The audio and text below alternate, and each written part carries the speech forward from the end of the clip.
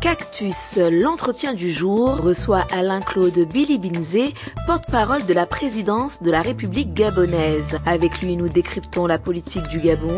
Nous nous sommes intéressés à l'élection présidentielle de 2016 en évoquant le rôle de l'opposition gabonaise. Et enfin, nous revenons sur le livre polémique du journaliste français Pierre Péan.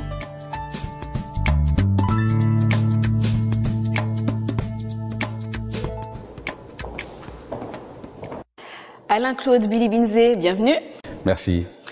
Ali Bongo Ondimba sera-t-il candidat à sa propre succession en 2016?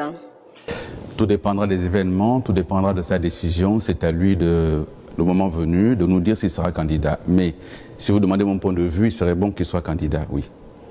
5 remaniements en 5 ans. Comment expliquez-vous ce turnover au sommet du gouvernement?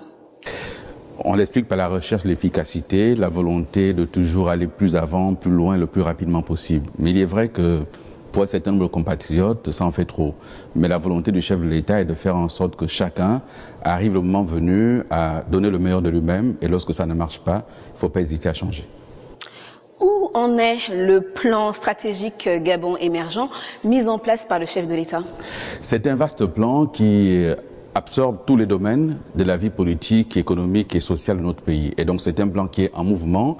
On a engagé un certain nombre de réformes, la réforme des finances publiques, la réforme de l'économie, la réforme de la structure même de l'économie. Et aujourd'hui, pour faire des choses simples, nous en sommes depuis 3 à 4 ans à des taux de croissance qui sont de l'ordre de 5 à 6%. Et bien entendu, il faut maintenant redistribuer cette croissance. C'est pour cela que depuis quelques mois, le président a lancé un vaste plan de modernisation, mais aussi un vaste pacte social pour prendre en compte la santé des populations, prendre en compte les populations les plus fragiles. Et donc le plan stratégique Gabon émergent est en mouvement. L'opération Main propre, une campagne anticorruption lancée par le gouvernement, a-t-elle pour but d'éliminer un à un les adversaires de la présidentielle de 2016? D'abord, on ne lui a pas donné nom. Et ce n'est pas une opération Main propre. C'est une opération d'assainissement des finances publiques. Et puisque nous réclamons tous l'état de droit, nous voulons que les gens soient de plus en plus responsables et que chacun rende des comptes de sa gestion.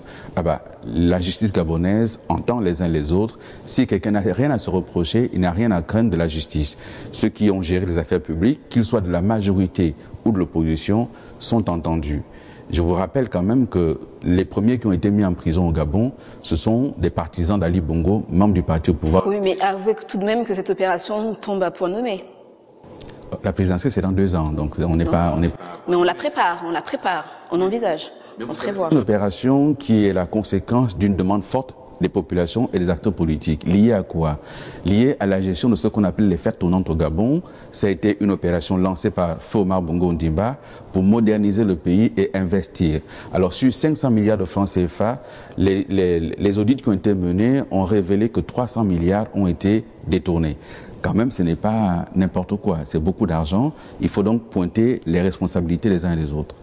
Jean Eyegindong, l'ancien Premier ministre et un actuel opposant au président Ali Bongo, est touché par cette affaire. Est-ce que vous craignez qu'il fasse des révélations concernant, je cite, toutes les magouilles qui ont fait du Gabon un pays pauvre?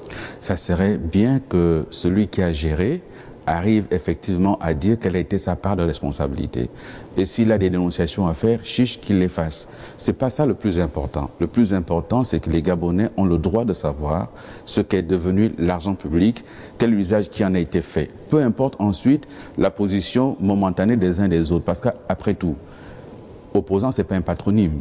On peut être opposant à un système aujourd'hui, demain les choses évoluent, on n'est plus opposant, etc. Donc Jean Eyegindong, s'il a des révélations, il dira donc aux Gabonais pourquoi lorsqu'il a été Premier ministre, il n'a pas saisi la justice. Vous ne les craignez pas, ces révélations, qui pourraient peut-être devenir des affaires d'État par la suite? C'est une question personnelle, une question du pouvoir.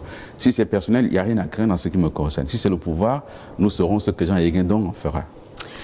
Comment expliquez-vous que de telles sommes soient manipulées au sommet de l'État alors qu'en milieu urbain, 30% de la population gabonaise et en milieu rural, 45% de la population gabonaise vit en dessous du seuil de pauvreté? Ça, c'est la question fondamentale que malheureusement notre opposition ne se pose pas.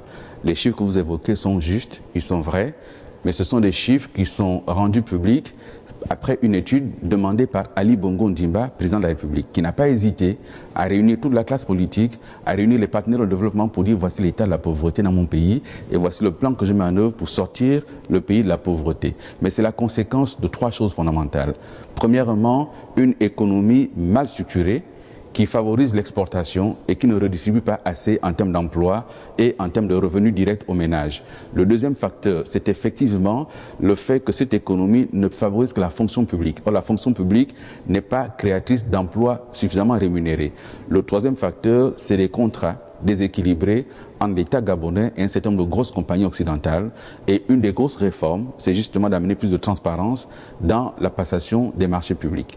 Voilà ce qui explique l'état de la pauvreté. Et là, il y a un plan qui est mis en œuvre pour mettre en place à la fois des activités génératives de revenus, pour équiper l'arrière-pays et la capitale de ce qu'on va appeler les minima sociaux et pour faire en sorte que la santé soit prise en compte et prise en charge par la collectivité. Que répondez-vous à l'opposition et à une partie de la population civile qui se disent, ou en tous les cas qui se sentent bâillonnés, ayant peu de marge de manœuvre au sein de la société gabonaise? Je ne connais pas beaucoup de pays d'Afrique centrale qui soient aussi libres que le Gabon, en termes de médias, en termes d'expression démocratique, en termes de mouvements de rue, mouvements sociaux. Je n'en connais pas beaucoup. Vous êtes un modèle de démocratie? Le Gabon est un modèle de démocratie, selon vous? Je ne pense pas qu'on l'affirmerait comme ça, mais la liberté d'expression est réelle au Gabon. Et justement, pour l'encourager davantage, le chef de l'État nous a chargé de rentrer en contact avec un certain nombre d'opérateurs, dont Reporters sans frontières. Et à l'heure qu'il est, nous sommes en train de travailler à la mise en place de nouveaux codes de la communication qui permettra naturellement plus de liberté, mais aussi plus de responsabilité. Parce que liberté rime avec responsabilité. Il y a des sujets qu'on peut aborder dans la presse et ensuite il faut s'interroger sur l'utilité de ces sujets-là. D'autres sujets qu'on ne peut pas aborder? Mais tout ce qui est vie privée mérite de rester privé. Tout ce qui est ensuite intime mérite de rester intime. Pas de voyeurisme. Après, il y a un certain nombre de respect de nos cultures, de nos traditions, etc. Bon, ensuite, on débattra au cours des États généraux qui sont convoqués à cet effet. Jean Ping aurait été un allié de choix pour le président Ali Bongo ou il sera un adversaire redoutable pour la prochaine présidentielle? Bon, écoutez, peu importe finalement ce que nous sommes, l'essentiel c'est ce que nous proposons. Lorsqu'on aura vu ce que M. Ping propose, on pourra débattre. Pour le moment, on ne voit rien. Donc on attend de voir ce qu'il propose. Pour l'heure, c'est un débat de coq et nous ne voulons pas rentrer dans les combats de coq. Nous voulons proposer pour les Gabonaises et les Gabonais un projet structuré. Après, si un projet alternatif, on en débat librement. Voilà, nous l'attendons. Comment expliquez-vous que de grands ténors de l'ère Bongo père ont quitté le Parti démocrate gabonais afin de rejoindre justement les rangs de l'opposition? Est-ce là une confiance non renouvelée au Bongo fils? Il faut d'abord demander si Bongo fils avait besoin qu'eux restent. Cette question, on ne la pose jamais. Bien, donc personne ne les a retenus. Ensuite, on vient de parler de la pauvreté. Lorsqu'après 42 ans de pouvoir, on a ces chiffres de la pauvreté, est-ce qu'il n'est pas bon de poser la question des responsabilités? Après, chacun est libre de rejoindre l'opposition, mais le plus important est qu'entre compatriotes, on se dise aujourd'hui on ne peut plus fonctionner ensemble. Et puis chacun propose aux populations un projet alternatif. Nous ne sommes pas dans le débat de personne. Ceux qui aujourd'hui ont quitté le PDG pour rejoindre l'opposition, c'est un choix démocratique. Mais on ne parle pas suffisamment de ceux qui ont quitté l'opposition. Mais il y aurait une personne, il y aurait une personne, on pourrait dire effectivement que bon... mais là, il y en a quand même pas mal. Hein. Il y a une vingtaine de partis d'opposition qui viennent de signer avec Ali Bongo un pacte social.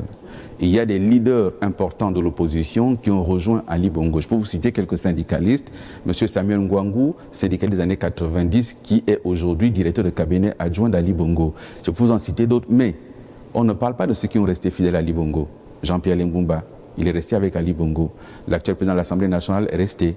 L'actuel président du Sénat est resté. L'actuel Premier ministre est resté. Et ils sont nombreux qui sont restés. Mais bien entendu, ceux qui partent font un peu plus de bruit que ceux qui restent. Cactus, l'entretien du jour fait une pause. Retrouvez la suite dans quelques instants sur YouBiz News, la chaîne Infomusement.